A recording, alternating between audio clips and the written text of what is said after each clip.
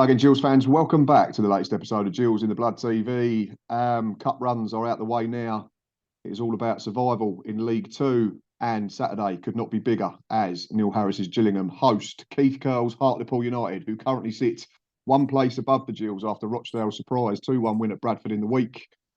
I'm pleased to say, making his second appearance on the channel of the season, is Grant Scott Johnson, who is a Hartlepool fan, of course, and is one of the faces, or voices at least, on the Lower League Look podcast, which is well worth a follow. So I will put Grant's details and the Lower League Look's details in the description at the bottom of the video, so go and check them out. Grant, hope you're well. It's not been great for either of us. How are we still sane, mate? Honestly, don't know where our sanity's gone this season. I'm not sure I had any to start with, so maybe that's why I'm doing okay. I think my sanity's maybe a bit better than yours because we had a decent season last season. You're on this two-season downer just now. 18 months of absolute dross, unfortunately. But the only way is up, as the old 80s song goes, fingers crossed. Let's get straight into it. There's no point in dressing it up. I was just saying, is this the biggest game this weekend in the league? Probably.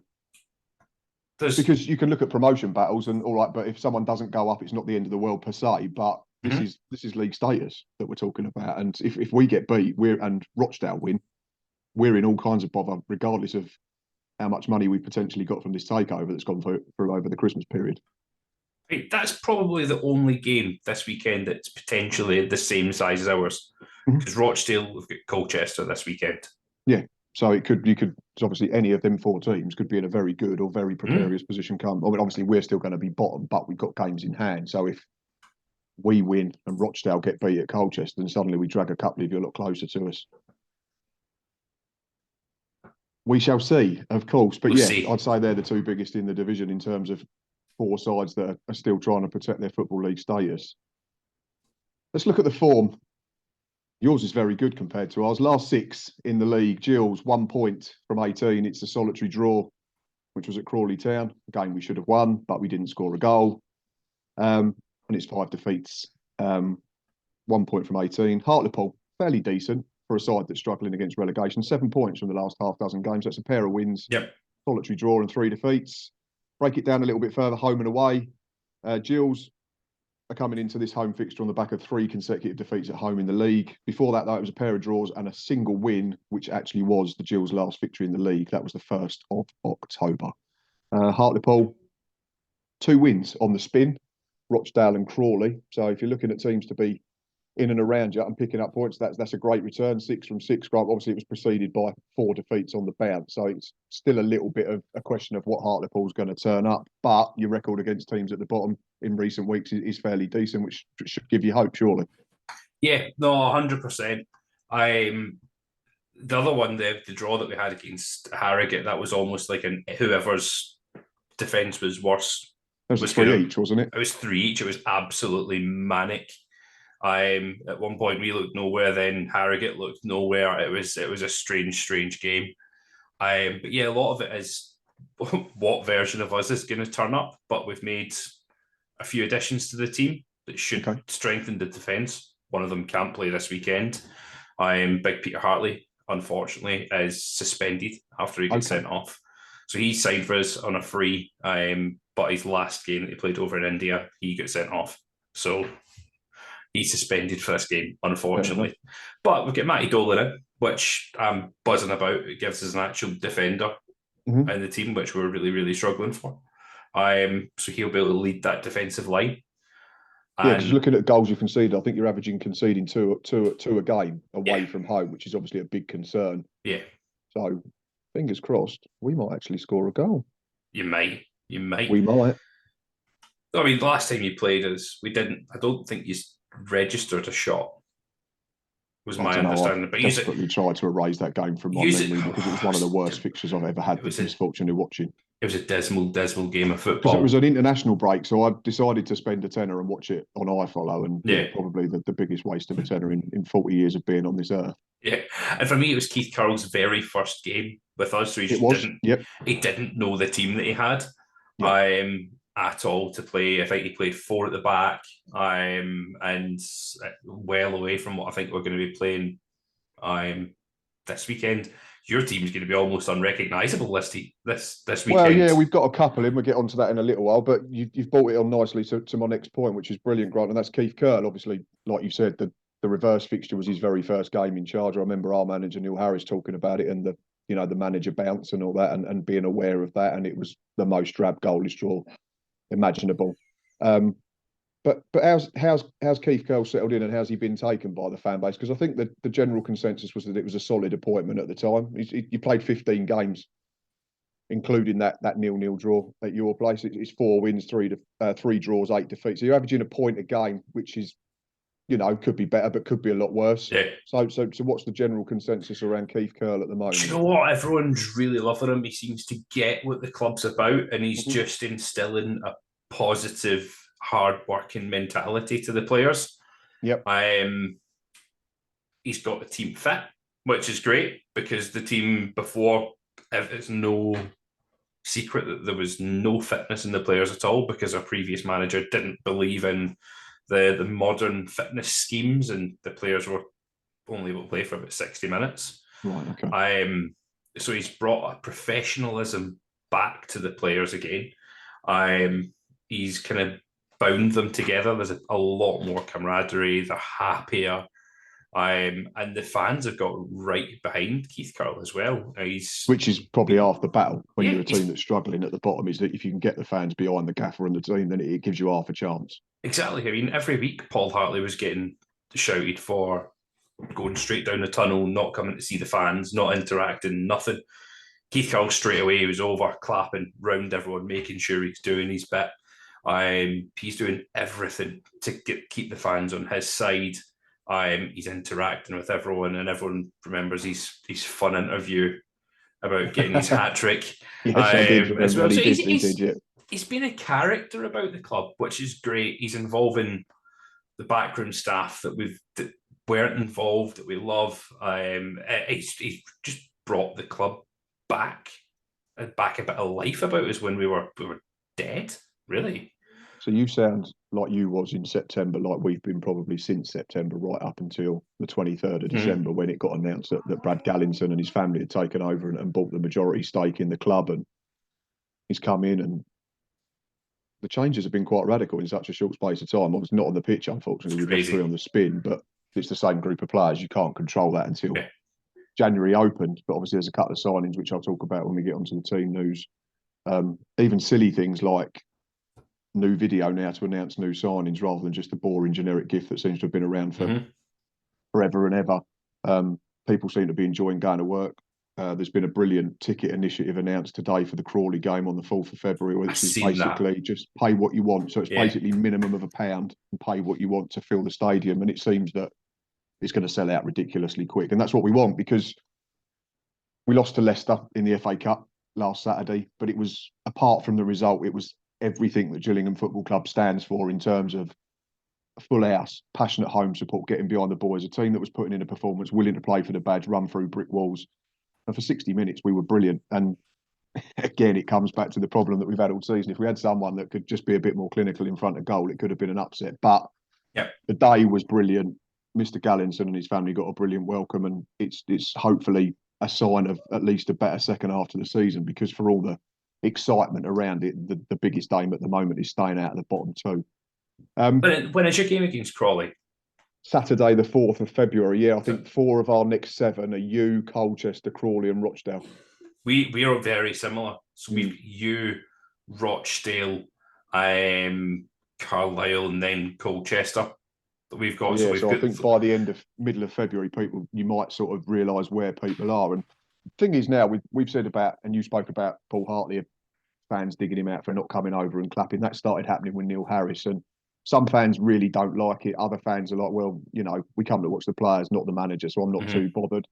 But I can understand both sides of the argument. But the thing is with Neil, and I made a comment at the start of the season when I came on with you guys on the lower league look, and I said I thought we had the best manager in the division. It's not really worked out, unfortunately, for me.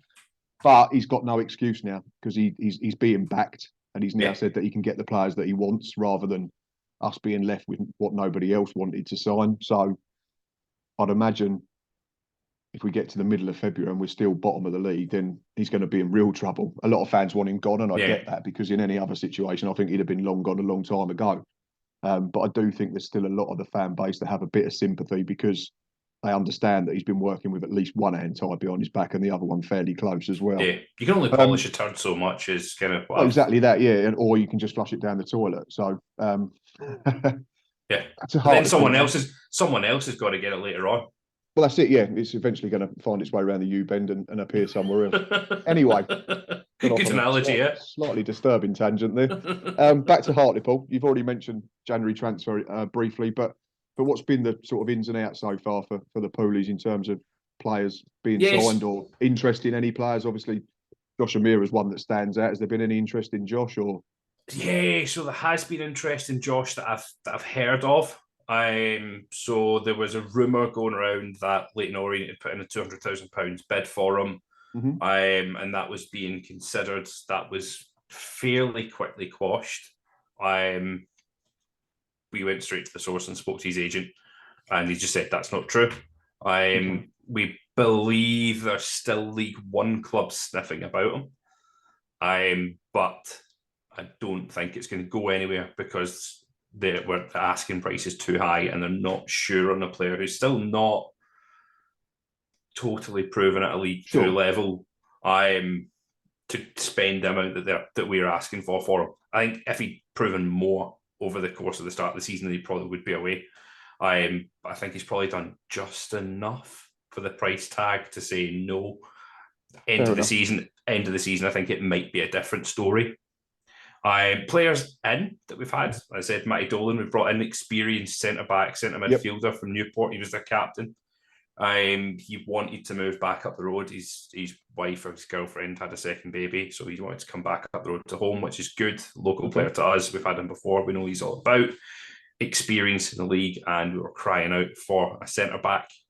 And then big Peter Hartley in on a free, again, a Hartlepool-born centre-back, a leader, a commander at the back who doesn't really take any nonsense. Unfortunately, he's suspended for the game at the weekend, but that's two really important defensive signings that we've made. And I said we need to sign 2 or 3 centre-backs minimum in this transfer. It seems like your problems are at the other end of the pitch to what ours are, because, I mean, we've spoke about Josh Amir. He's got more in 22 league games than Gills have got in 23.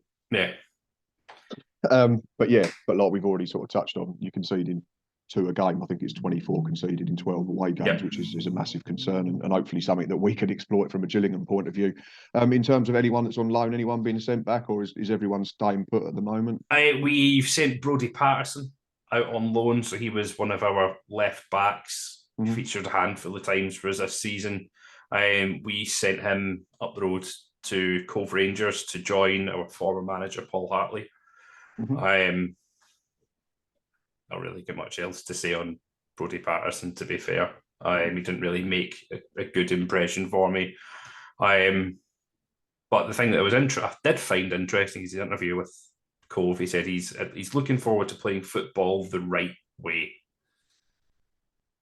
I mean, I don't think Paul Hartley played football the right way at us at all, having not done anything. So I don't know what playing football the right way is. Cove get beat 6-0 at the weekend there with the first game with Paul Hartley in charge. So he's got a good record first league games back. So he lost 4-0 first game with us against Walsall, 6-0 with Cove. I bet whoever employs him next can't wait. Yeah, I know, buzzing. Right, let's get on to team news, and then obviously the score prediction before I let you go. So I'll let you go first, and then I can discuss ours and obviously the couple of additions that we've got in through the door. But I think what you've been playing is it a back 3/back 5 since Keith Curle came in predominantly, or has he mixed it up a little bit? Preferable. We have at times had to go to a back 4 because of injuries. We've had a very makeshift defence a lot of the time. We've been playing a centre mid at right back, right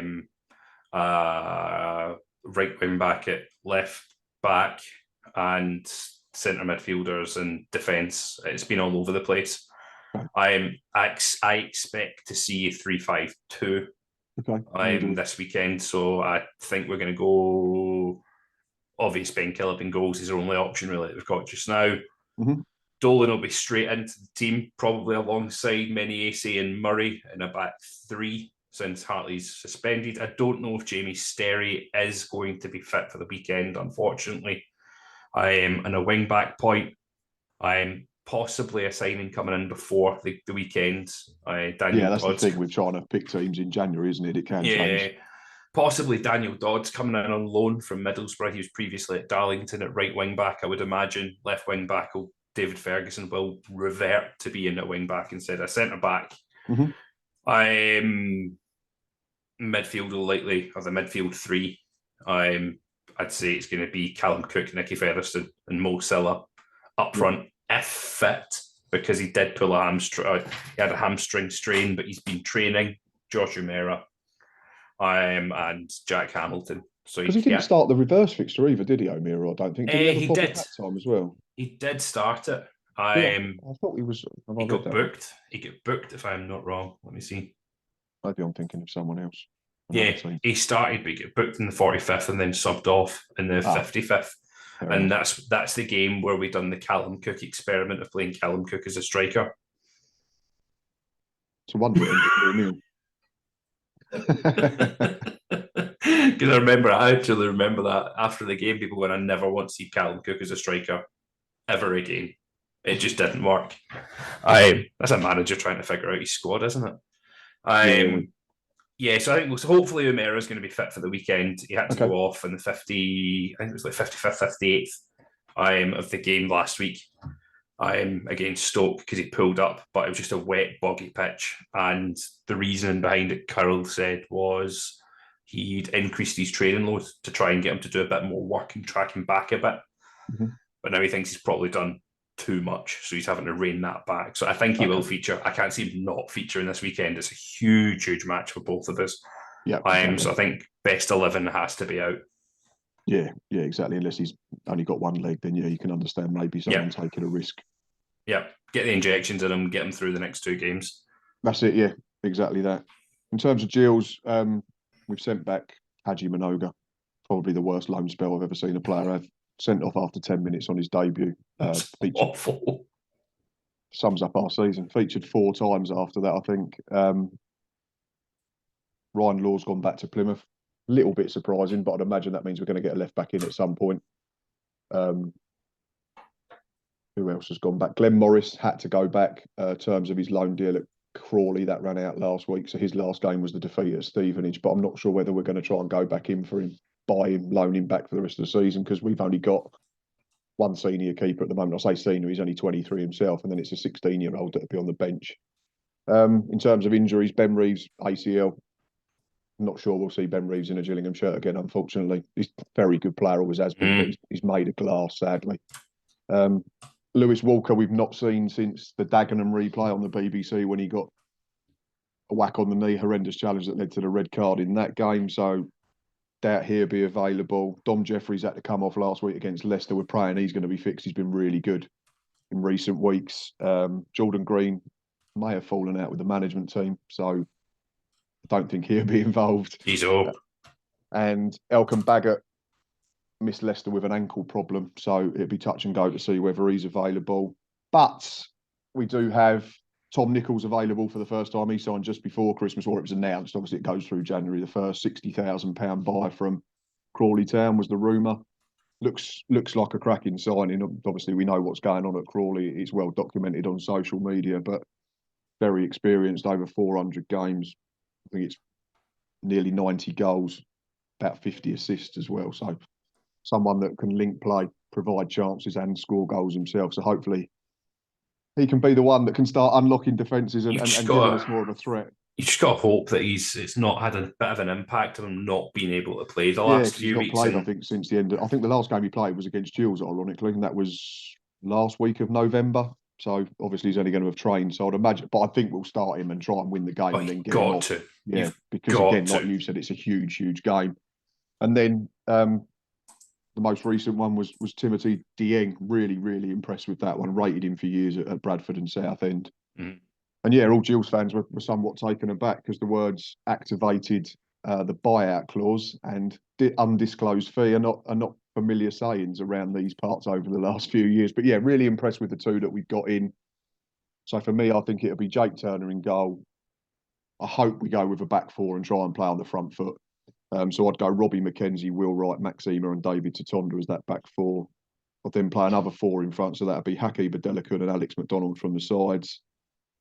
If Dom Jeffrey's fit, he has to play.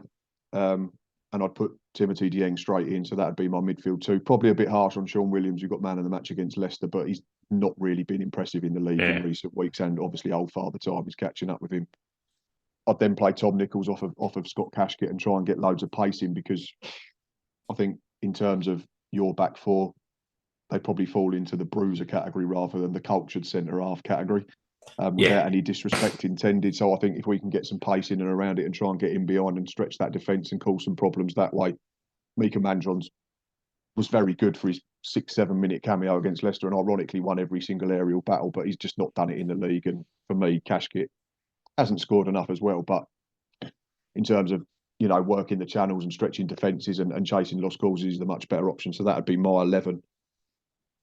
Just, we can't get over either of us just how massive this game is, because like I said, if you win it, we could be 9 points from safety. But if we can get 3 points for sure, then we get back to within 2 points with a game in hand over yourselves and a couple of games in hand over Rochdale. So huge game.